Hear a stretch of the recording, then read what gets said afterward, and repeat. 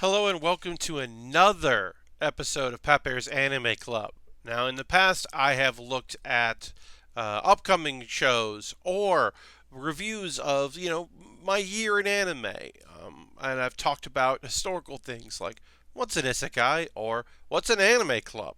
And today is my first, open-ended question. I don't really have um, a fully thought out video essay kind of a thing. Great. This is like if I had a blog, I might write something there, but I would think of it as a think piece. I might end up on my Tumblr or something like that. And so I'm kind of off the cuff here, and it's really just answering the question: am I gonna cheat to watch Dorohedoro? Now, for those that don't know, Dorohedoro is a action gritty manga that has an anime adaptation that did debut in January of 2020. At the time of this recording, there have been two episodes, with a third coming within days. By the time this appears on your YouTube feed, there will be a third episode. But it's not currently known to be licensed in the United States, and I'll get into that in a second. You can watch it in Japan on television or streaming on Japanese Netflix. And the assumption is, which I have no proof of, I'm going off assumptions of because Netflix licensed it in Japan, that it will be appearing in the US and other territories. Once the series is done, it will just come out all at once. And that's how you'll be able to stream uh, Dorohedoro. Uh, Dorohedoro. It's a name. It's his name. I like it. I like the name. Um, so yeah, it's not on Crunchyroll. It's not on Funimation. It's not on Hulu. It's not on Netflix Weekly. Now, is it definitely coming to Netflix? I don't know. There are shows that aren't that aren't released in other territories. That just appear on Japanese television. That's it. The fact that it's on Netflix in Japan leads people to believe the possibility, but that doesn't necessarily mean anything because Amazon Prime in Japan has a show that's on Crunchyroll right now. They release all the episodes in Japan, and Crunchyroll's putting it out weekly. Science fell in love, so I tried to prove it. Uh, so that's not always the case. Territories act differently. Maybe Netflix Japan was like, "This is the thing we should be streaming," and Netflix the US looked at it and went, "No." So I don't know. So currently, right now in this very moment, there is no way for me to watch this show legally through a service that I pay for or has been gifted. In the case of Crunchyroll, I have a Verve account. Yeah, it's not on High Dive either. I should mention High Dive, I guess. Thanks, Verve. Now, you're not a sponsor of this video, but I do have a free account with you, and thank you very much for that. Um, so, yeah,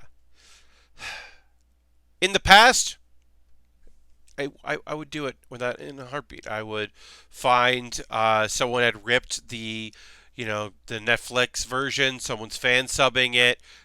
You'd find it on a website or find it on a torrent of it. Watch it, no problem at all. No worries. I'm sure there's threads in a Reddit post somewhere, and I could just find the episodes I haven't watched yet and watch it.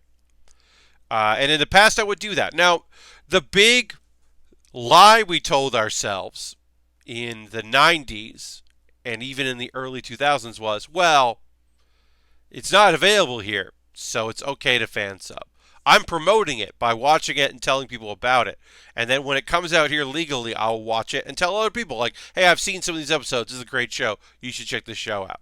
This is the lie we tell ourselves. It's not legal. Fansubs, even if the group was non-profit, not for profit, and they weren't making any money on it, they weren't a non-profit. And they didn't have any rights to it. And there were fan subgroups certainly at the time that said, "Well, it's been licensed in the U.S., so we don't do that anymore. We're not doing Naruto anymore because it's been licensed in the U.S." Uh, and for the most part, I did stick to that. If I've been watching a show on fan subbed and it came out in the U.S., I would switch to the U.S. version. I would watch it dubbed or try to collect the subtitled version in the U.S., and I would be okay with that. That's how you do it. And then you start thinking, well, they didn't pick up every episode. You know, there's a Heaven's Fighting Tournament arc in Dragon Ball Z that they didn't put out. You know, and Dragon Ball's licensed in the U.S., but they only put out the first arc. There's hundreds of more episodes of Dragon Ball. The fan sub work for that was already done, and I am supporting it. I mean, if they don't let me see those episodes, how am I going to see it? And so you convince yourself that's okay. And then you're like, well, you know, I like this show, but they didn't put the OVA out. I'd like to see the new game OVA because Crunchyroll has OVA, has new game, and they have new game with 2 exclamation points, second season of new game. But they don't have the OVA. They have the OVAs of some things, but not everything. Kind of want to see that OVA. I hear it's cute and fun, and I like that show a lot. So should I just watch that fan subbed? Or this movie that came out isn't going to be released in the U.S. I want to see the movie for that thing. And you start picking apart at it. So if I knew for sure that Dorohedoro was not coming out to the U.S., that the Netflix U.S. had no intention of supporting it and picking it up, and no one else picked it up, would that be okay to fan sub it then? And even if it's not okay, would I still do it? Should I be doing it right now? Am I doing it right now? And the answer is no, I'm not. If I didn't talk about anime on a weekly basis, if I didn't have a limited working relationship with a company that streams anime, if I didn't talk about it and talk about it on Twitter and do a every other week show with Pat Bear's Anime Club where I talk about anime, if I was just a dude that worked a job, would I even bat an eye on it? Probably not. Have I talked about shows that I've watched? Like, you know, yeah, I have. I've talked about watching OVAs for things that, you know, weren't released here, it didn't come out here, but I wanted to see it and I watched it. Yeah, I have. Have I fan subbed anything that is licensed on a service I don't have? Like the Nico Para is on Funimation, but is not available on Hulu or Crunchyroll or anywhere else. And I have Amazon Prime and Crunchyroll and Hulu, and occasionally I get Netflix. I usually get Netflix and then binge some stuff and then go about it. But I don't have Funimation, so am I, you know, illegally watching ripped or fan subs of that? No. And I waited until Anime Strike was no longer a thing to catch up on the stuff that was on Amazon Anime Strike on Amazon. It wasn't just part of Prime. I think now in my adulthood, in this stage of my life, I can't be pulling that shit. But if it's an OVA and they didn't get licensed for a series, probably gonna watch that. I'm gonna watch the fan sub of that. I'm gonna find it so I can keep up and talk about it. But I shouldn't do that, right? Right? I don't have a lot of good answers to this. I mean, the obvious answer is no, I'm not going to watch this show until it comes out on Netflix in the US. And when the show's over, if it doesn't show up on Netflix, I might try to get a collection of it.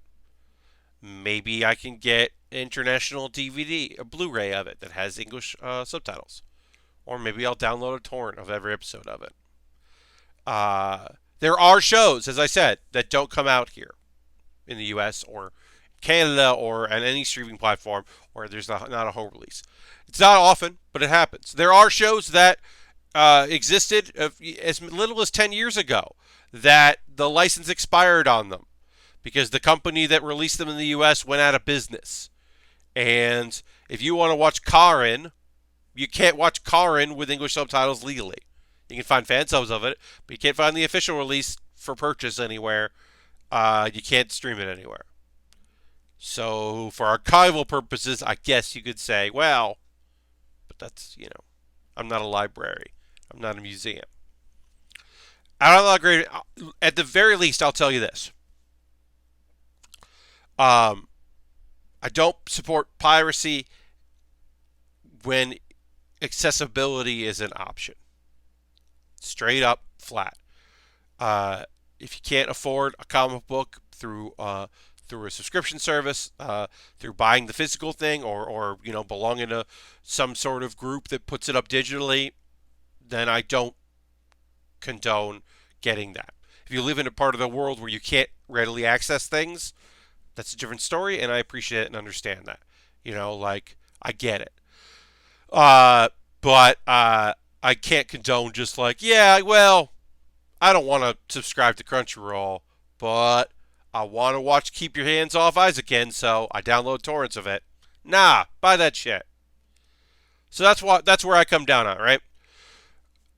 It is assumed that I will be able to watch this show on Netflix in the US in the future. And until that information changes, there is a legal way for me to watch it, and so I'm not going to watch it. I cannot speak for anyone else. I cannot tell you what to do, certainly.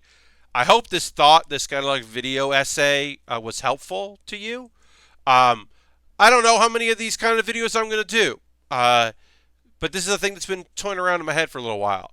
Obviously, in the future, I will do probably a recap video of the Anime Awards at some time in the future. That's coming up. I'll do my here are the shows I'm liking in the winter 2020 season. That's probably my next video. Because I just stopped watching a couple shows, and there are a couple shows I'm going to check out that I haven't watched yet. As I try to find the best shows of the season, so that I can tell you about them. Leave me a comment below. How do you watch your anime? Do you pay for all of it?